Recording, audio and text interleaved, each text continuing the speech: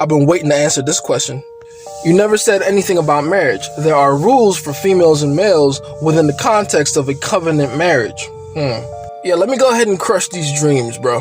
The God truth is, marriage as a concept is not real. Hold on. Let me explain myself. The biological imperative is very simple. It's just two things we gotta do. Number one, survive. Number two, do the first thing long enough to replicate.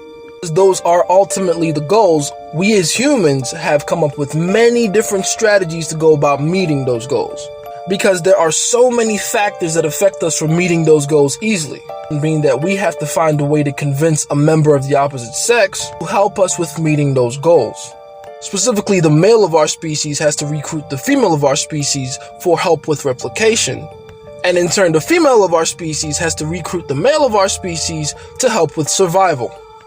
So those are the goals. And believe it or not every human being in existence has been successful at both those things. Not every human has survived long enough to replicate themselves and pass their genes on into the genetic pool.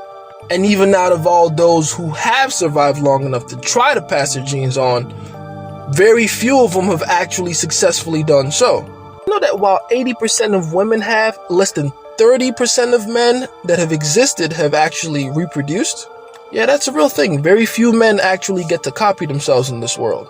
So anyway, where does marriage come into all this? Simply put, marriage is just one of the many different strategies that we employ as human beings to meet those goals. Again, I said it is one of many different strategies, not the only strategy. And it's a very fairly new one at that.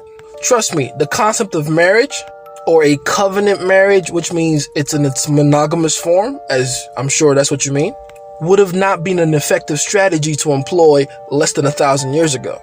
The mortality rate was much higher back then, and survival in general was a more difficult endeavor. So as a man, consolidating on just one woman and trying to protect the kids you have with just that one woman would have been by far the worst way to go about ensuring the success of your genes.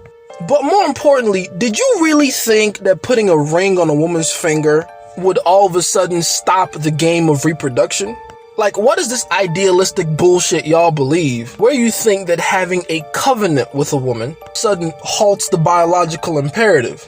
Listen, dude, I don't care how big the rock you put on her finger is, I don't care what kind of paperwork you got her to sign. The competition never fucking ends. What you thought, I'm married to her now, no other guy can touch her?